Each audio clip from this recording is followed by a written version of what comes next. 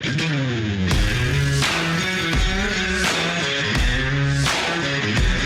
well-regulated militia being necessary to the security of a free state. The right of the people to keep and bear arms shall not be infringed. Welcome to another edition of Bearing Arms, Cam and Company. My name is Cam Edwards. I'm so glad that you joined us on the program today. Hope that you had a wonderful weekend. Again, I was off on Monday. Sort of there are no holidays in August. Have you noticed that? No federal holidays in August. So we decided to change that in my family. I'm born on August the 2nd, and my wife and I got married 24 years ago on August the 1st. So the beginning of every August is sort of I won't say it's a national holiday, but it's definitely a family holiday. So that's why I was off yesterday, but glad to be behind the microphone with you once again. And one of the bits of news that came out on Monday afternoon, no summer slowdown whatsoever in terms of gun sales. This is typically the quieter time of year for the firearms industry. But according to the National Shooting Sports Foundation, in the month of July, there were approximately 1.3 million background checks performed on firearm transfers. That's big. That's the second highest July on record. The first, obviously, 2020, when the great gun run of 2020 and 2021 was in full effect. But looking at these numbers, it's clear that the expected slowdown that you would typically find in summer months just isn't happening this year. I mean, gun sales are still well above historic norms for the month of July. So I wanted to break this down a little bit and figured, why not go to somebody who knows a thing or two about this topic. Mark Oliva with the National Shooting Sports Foundation joins us to talk about the July NICS numbers and what the industry is doing now as it tries to figure out what exactly the new normal is going to look like for them. Take a look and a listen. Mark, thanks so much for coming on the program, sir. It's good talking with you today.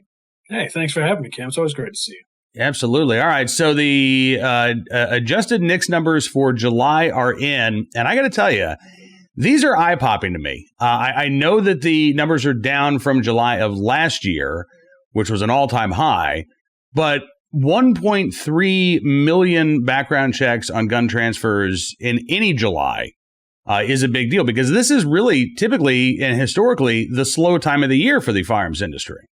Yeah, you're right, Cam. Usually during the summertime, people are kind of focused on vacations. They're focused on, trying to get those last minute summer activities in with the kids, and even trying to get focused on getting the kids back to school. So, the shooting sports haven't always been the high priority, which is why, several years ago, the National Shooting Sports Foundation started National Shooting Sports Month, which we're celebrating now, to get people to start thinking about the shooting sports. Because, come September, a lot of us are headed back out into the woods and the marshes for some hunting season. So we want to take this opportunity while you still have some time on your hands to get out and shoot. But looking at these numbers for gun sales, you're right. And we start looking at July, heavy summer month, people aren't really focused on these things.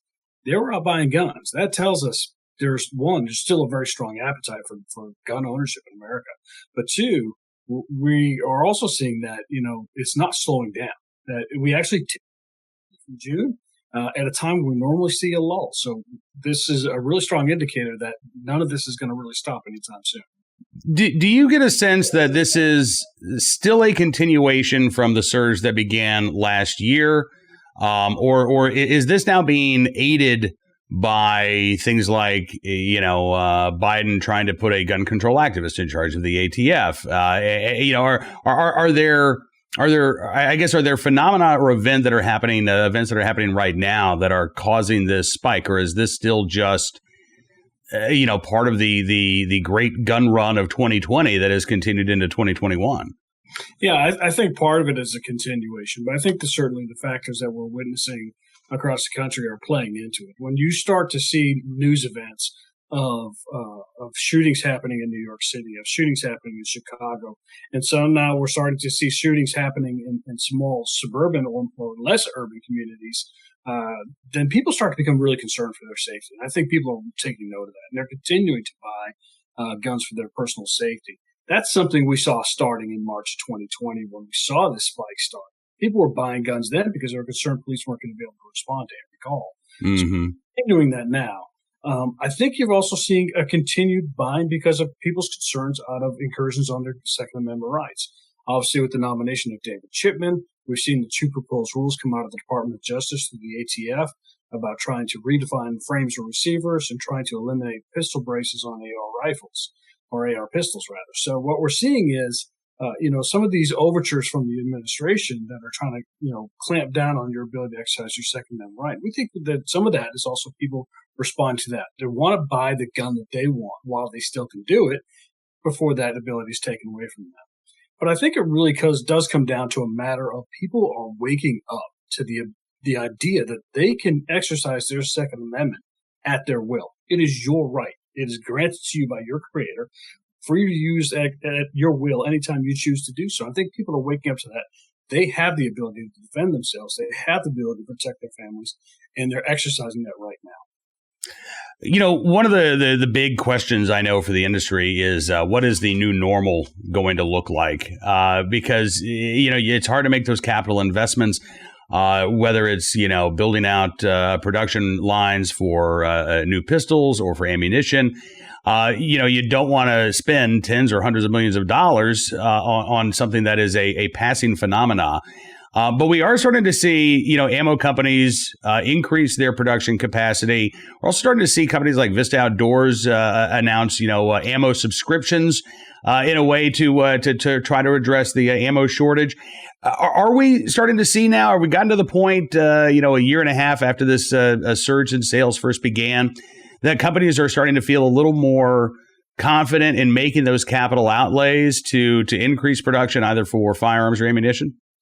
Yeah, I think what we're seeing is everyone is looking for where it's going to plateau out. What we able to see that when there's a run up in the market and we hit some of these peaks in the market and the peaks on gun sales, the market does settle out. It usually settles out to a floor that is higher than the ceiling was before. So to kind of put this into perspective, in 2015, we had 15.7 million background checks for the sale of a gun. That was our high at that point. It settled out in 2016, 2017, 2018, and we were roughly at 14 down to 13, 13.2 million, which was much higher than it was, 4 or 5 years previous. So the ceiling in those previous years was the floor for where it was in those interim years. So now that we hit 21 million background checks last year, can I sit here and tell you that we hit 21 million again next year? Very bold prediction to make, and I'm not sure I'm quite qualified to make that. But what we're seeing is the pace of gun sales, like you said, is much higher than it was before. We're already at over 11 million background checks for the sale of a gun so far.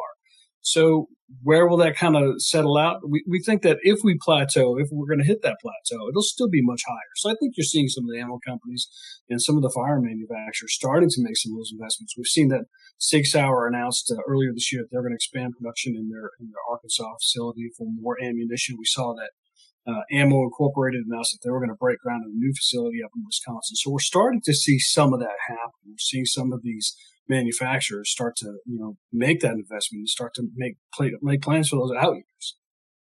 Is there still any concern about materials or are the supply lines, steady at this point? And this really is just a matter of trying to keep up with the demand as opposed to trying to get the supplies to make, firearms and ammunition?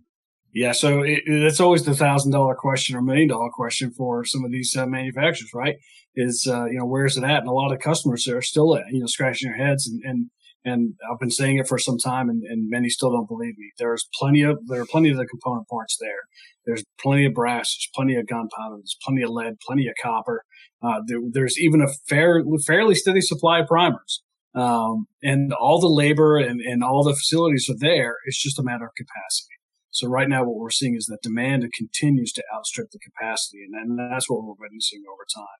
It'll match up some point. Manufacturers are telling us that could be, upwards of 18 to 24 months. And that's a long time for any of us to wait. And I'm in the same boat as everybody else. I'm looking for the same ammunition you are.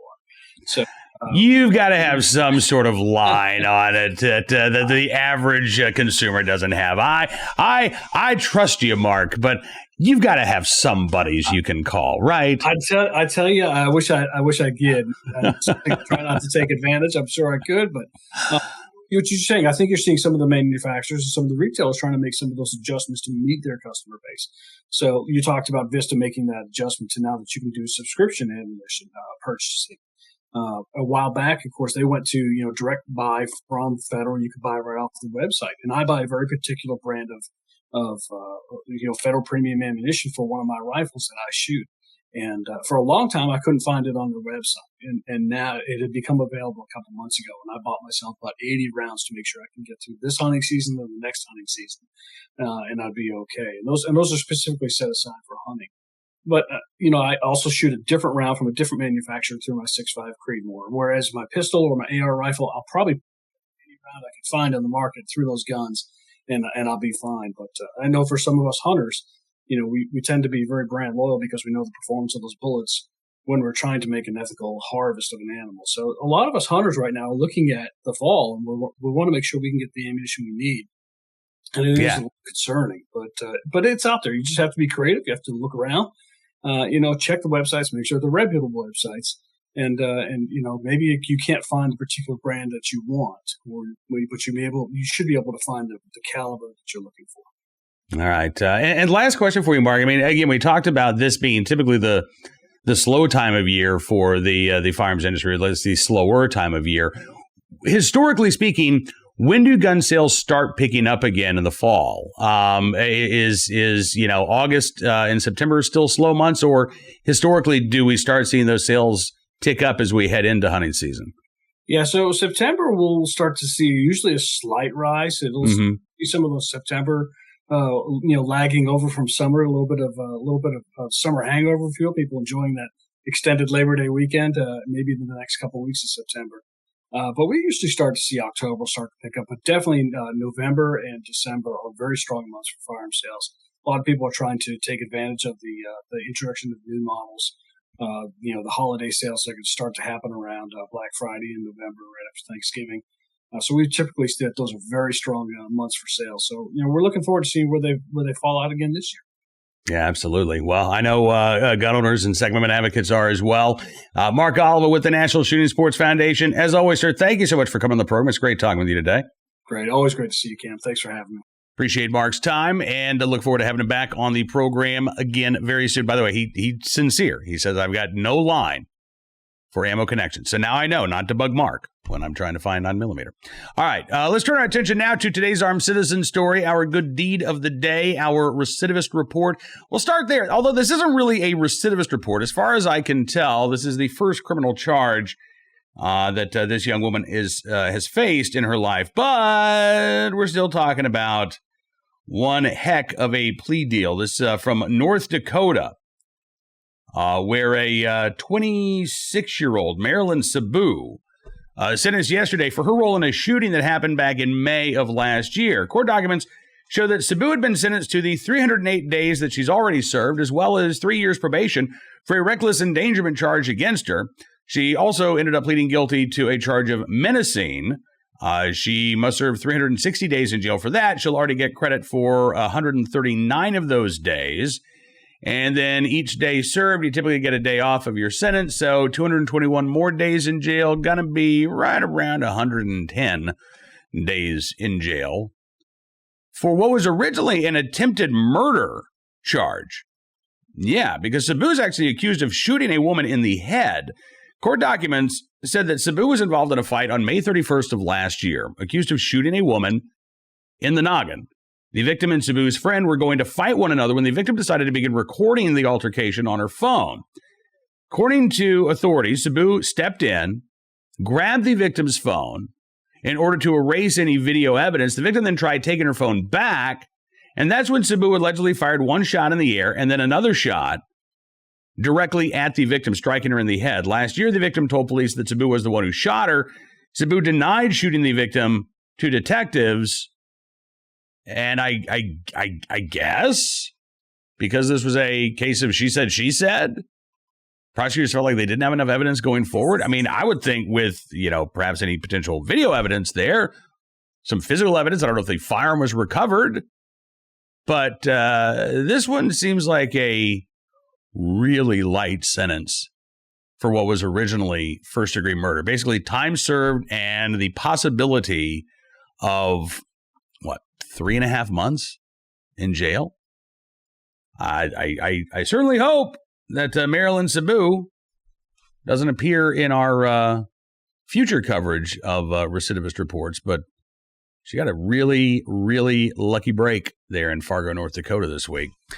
Now, on to our armed citizen story. We actually have an update for you on a story that we first reported on a couple of weeks ago. A woman in Northern Virginia shooting and killing a would-be intruder outside of her home in Woodbridge, Virginia. Well, now authorities say that intruder has been linked to several armed robberies in the area.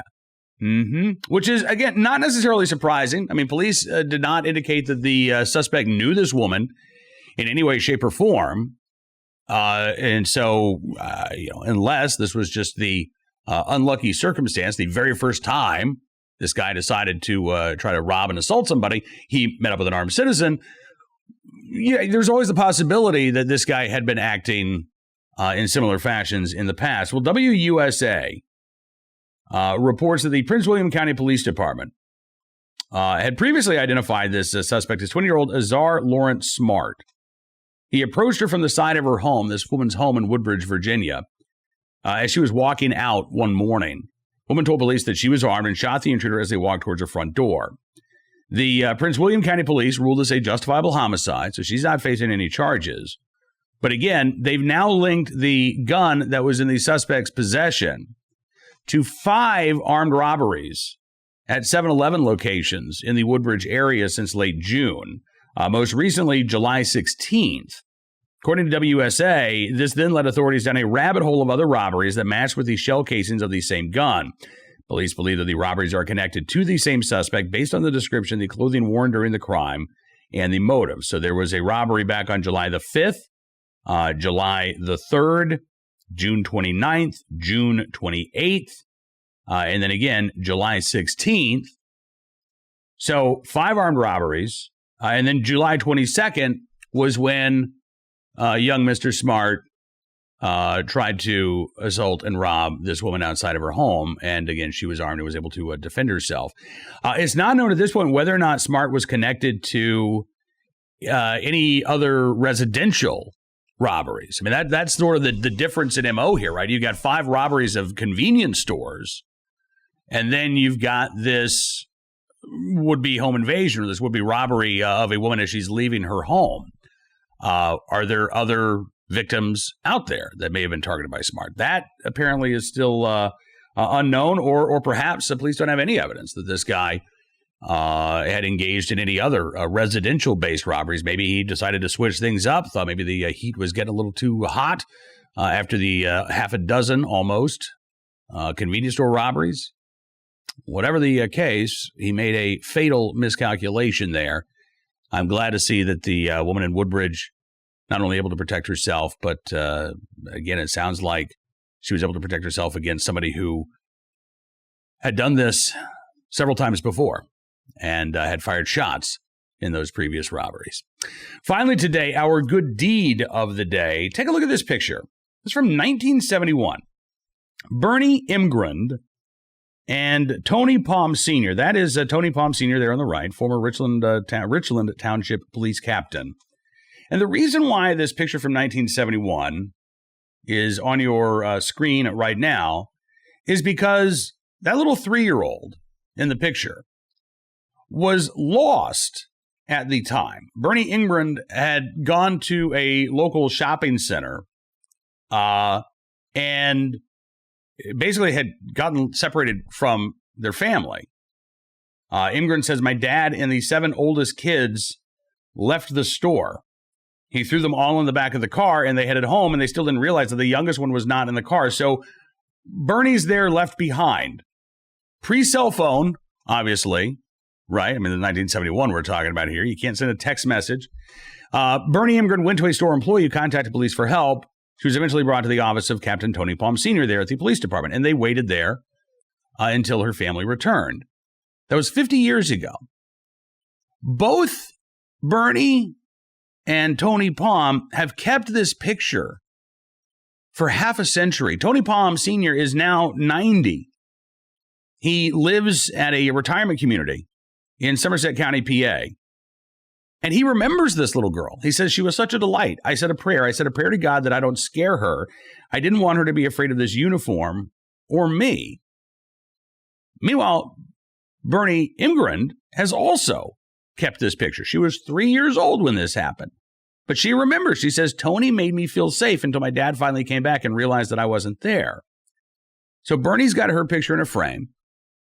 Tony has his picture next to his bed in his nursing home. They've not connected with one another, or at least they hadn't, for more than 50 years. But last month, Palm's family found Bernie Imgrund on social media, and the two were able to reconnect. Bernie said, when I went to hug him, I just had goosebumps and tears in my eyes, too. Tony Palm says, the whole story is beautiful. He said, when you think about it, it turned out nicely. Very nice. So, in the right place, at the right time, willing and able to do the right thing 50 years ago. And then the joy of reconnecting a half century later. I love it. Retired police captain Tony Palm Sr., in the right place, at the right time, willing and able to do the right thing. And the family of Tony Palm Sr. for reaching out and reconnecting with this little girl, Bernie Imgrund, who is now a grown woman, and bringing this two back together. I got to tell you, I think that is a very, very good deed. That is all the time we've got for you on this edition of Bearing Arms Cam & Company. I want to thank you for being a part of the show. As always, let's see, a couple of house cleaning matters. Tomorrow, 1:30 Eastern Time, we have our VIP Gold live chat with myself and Ed Morrissey. So if you are not yet a VIP Gold subscriber to Town Hall Media, I would strongly encourage you to do so.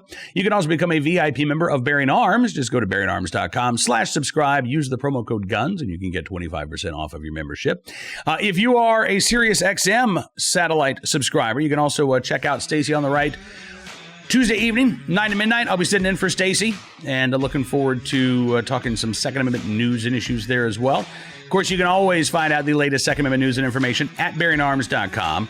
And we'll be back tomorrow with another edition of Bearing Arms Cam & Company for your viewing and listening pleasure as well. Until then, be well, be safe, and be free.